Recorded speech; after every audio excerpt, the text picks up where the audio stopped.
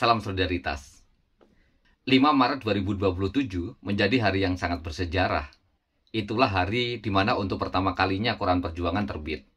Koran ini diterbitkan oleh Federasi Serikat Pekerja Metal Indonesia atau FSPMI yang diikhtiarkan sebagai alat propaganda bagi organisasi. Mengingat pada saat itu tidak banyak media yang bersedia memuat isu perjuangan kaum buruh. Koran Perjuangan merupakan salah satu pilar organisasi FSPMI bersama dengan Garda Metal, Lembaga Bantuan Hukum, Training Center, dan Induk Koperasi Buruh Metal Indonesia. Dalam perkembangan lebih lanjut, nama Koran Perjuangan diubah menjadi Media Perjuangan. Ini seiring dengan perkembangan teknologi, di mana selain koran cetak juga berkembang dalam bentuk portal, yaitu koranperjuangan.com, dan kita juga menggunakan platform media sosial untuk menyebarluaskan gagasan-gagasan serikat buruh. Hari ini, 15 tahun sejak kelahirannya, saya tertarik dengan catatan Bung Fajar terkait dengan bagaimana media selalu seiring sejalan dengan gerakan. Ini menarik, dan oleh karena itu saya akan membacakan untuk Anda apa yang dituliskan oleh Bung Fajar.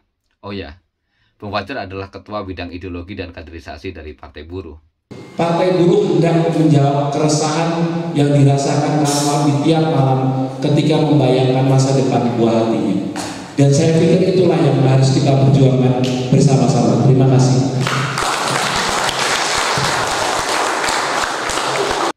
Bung Fajar mengingatkan kita kepada seorang juru propaganda terkenal, Joseph Goebbels.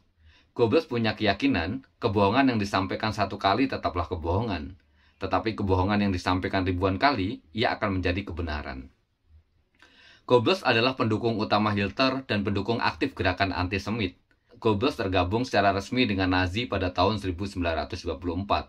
Oleh Hitler, ia diberi posisi kunci sebagai Menteri Propaganda Nazi.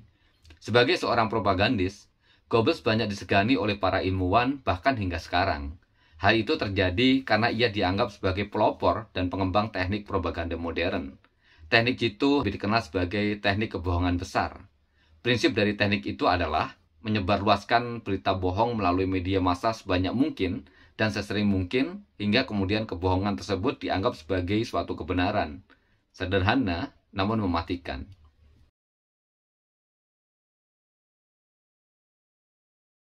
Ia juga mempelopori penggunaan film dan siaran radio sebagai media propaganda massal. Dengan menggunakan film dan radio gelombang pendek yang mampu menjangkau berbagai wilayah, ia menyebarluaskan doktrin Nazi. Kita tentu menolak Nazisme, tetapi ujaran Menteri Propaganda Nazi itu mengajarkan satu hal. Bila yang batil saja pada akhirnya bisa diamini sebagai yang hak, asal disebarkan tanpa henti, maka kebenaran tak punya alasan untuk tidak melakukan hal yang serupa. Di sanalah peran media dibutuhkan. Saat fajar kebangkitan serikat buruh di tanah Nusantara tengah terbit, media hadir sebagai tulang rusuknya. Serikat buruh membesar seiring dengan tumbuh kembangnya media. Di awal abad ke-20, dengan populasi yang masih banyak yang buta huruf, kenyataan itu tak menghalangi serikat buruh untuk menerbitkan medianya sendiri. Media yang ditujukan demi menyebarkan gagasan-gagasan dan pandangan serikat buruh. Kala itu, personel Fabric Bond, PFB, melepaskan dua medianya ke khalayak. Majalah mingguannya bernama Buruh Bergerak. Bacaan tengah bulan diberi tajuk Suara Bumi Putra. Persatuan Guru Hindia Belanda atau PGHB menerbitkan majalah bulanan Guru Hindia. Sementara Persatuan Guru Bantu atau PGB juga tampil lewat majalah bulanannya Guru Bantu. Sementara Serikat Buruh Kereta Api dan Tram VSTP punya terbitan bernama Si Tetap. Di masa itu, Si Tetap memiliki oplah yang cukup besar untuk ukuran zamannya, yaitu 15.000 eksemplar per pekan. VSTP juga menerbitkan media bulanan berbahasa Belanda, De Volharding alias Keteguhan. Gagasan dan pandangan harus dipropagandakan terus-menerus. Itu berlaku di masa silam, itu berlaku juga hingga sekarang. Hukumnya tetap sama, alatnya saja yang berbeda. Dulu melalui media mesin cetak, sekarang ada jejaring internet. Dulu melalui selebaran kertas, kini lewat media sosial. Dan minggu ini, kita tiba pada hari kelahiran salah satu media serikat buruh yang telah memainkan peran propaganda kelas buruh selama belasan tahun. Sebuah ikhtiar yang selaras dengan pendahulu zaman.